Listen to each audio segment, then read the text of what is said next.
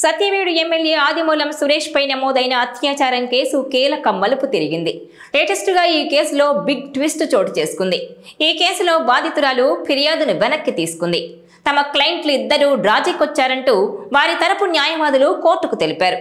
తనపై వచ్చిన లైంగిక వేధింపుల ఆరోపణలు అవాస్తవమని, తనపై నమోదైన కేసును కొట్టివేయాలంటూ హైకోర్టులో ఆదిమూలం క్వాష్ పిటిషన్ వేశారు. దీంతో కోనేటి ఆదిమూలం వేసిన క్వాష్ పిటిషన్ డిస్పోజ్ చేస్తూ హైకోర్టు నిర్ణయం తీసుకుంది.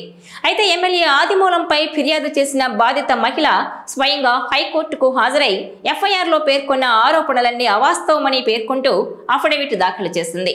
సత్యవేడు ఎమ్మెల్యే ఆదిమూలం సురేష్ పై నమోదైన అత్యాచారం కేసు కీలక మలుపు తిరిగింది. లేటెస్ట్ గా ఈ కేసులో బిగ్ ట్విస్ట్ చోటు చేసుకుంది. ఈ కేసులో బాధితురాలు ఫిర్యాదును వెనక్కి తీసుకుంది. తమ క్లయింట్లిద్దరూ రాజీకొచ్చారంటూ వారి తరపు న్యాయవాదులు కోర్టుకు తెలిపారు. తనపై వచ్చిన లైంగిక వేధింపుల ఆరోపణలు అవాస్తవమని, తనపై నమోదైన కేసును కొట్టివేయాలంటూ హైకోర్టులో ఆదిమూలం క్వాష్ పిటిషన్ వేశారు.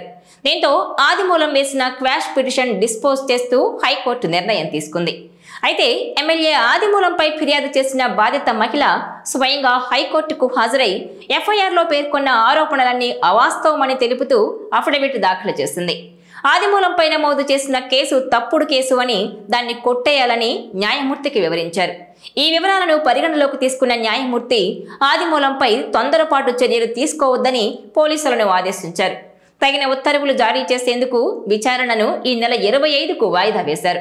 ఈ మేరకు న్యాయమూర్తి జస్టిస్ విఆర్కే కృపాసాగర్ ఉత్తర్వులు జారీ చేశారు. సత్యవేడు టీడీపీ ఎమ్మెల్యే ఆదిమూలం సురేష్ తనను బెదిరించి అత్యాచారానికి పాల్పడ్డారని కొన్ని రోజుల క్రితం తిరుపతి జిల్లా కేవీకేపురం మండలానికి చెందిన మహిళ తిరుపతి తూర్పు పోలీస్ స్టేషన్లో ఫిర్యాదు చేసింది. దీంతో ఆయనపై కేసు నమోదు చేశారు పోలీసులు. అంతకుముందు ఎమ్మెల్యే ఆదిమూలంపై ఆమె సంచలన ఆరోపణలు చేశారు. ఆయనకు సంబంధించిన వీడియో కూడా సోషల్ మీడియాలో వైరల్ అయింది. చెల్లి అంటూనే తనపై లైంగికంగా దాడి చేశారని ఆదిమూలంపై టీడీపీ అధిష్టానానికి ఆ మహిళ ఫిర్యాదు కూడా చేసింది. ఆదిమూలం ఎమ్మెల్యే అయిన తర్వాత తనపై కక్షగట్టి అసభ్యకరంగా ప్రవర్తించాడని సదరు మహిళ ఆరోపణలు చేసింది. తనతో వివాహేతర సంబంధం కొనసాగించాలని ఆమెపై ఎమ్మెల్యే ఒత్తిడి తీసుకొచ్చినట్టు కూడా ఆరోపణలు చేసింది. ఈ పరిణామంతో టీడీపీ అధిష్టానం ఎమ్మెల్యే ఆదిమూలంను పార్టీ నుంచి సస్పెండ్ చేసింది. అయితే ఈ కేసును కొట్టేయాలంటూ ఆదిమూలం హైకోర్టును ఆశ్రయించారు. పోలీసులు ప్రాథమిక విచారణ చేయకుండా కేసు నమోదు చేశారని, మూడో వ్యక్తి ఒత్తిడితో పిటిషనర్పై ఆ మహిళ ఫిర్యాదు చేశారని, ఇది హనీ ట్రాప్ అని ఆదిమూలం తరపు న్యాయవాది హైకోర్టులో వాదనలు వినిపించారు. తాజాగా పోలీసులకు ఇచ్చిన ఫిర్యాదులో చేసిన ఆరోపణలన్నీ అవాస్తవమంటూ అఫిడవిట్ దాఖలు చేశామని, దాన్ని పరిగణలోకి తీసుకుని ఎమ్మెల్యేపై కేసును కొట్టేయాలని కోరామని బాధిత మహిళ తరపు న్యాయవాది వాదనలు వినిపించారు.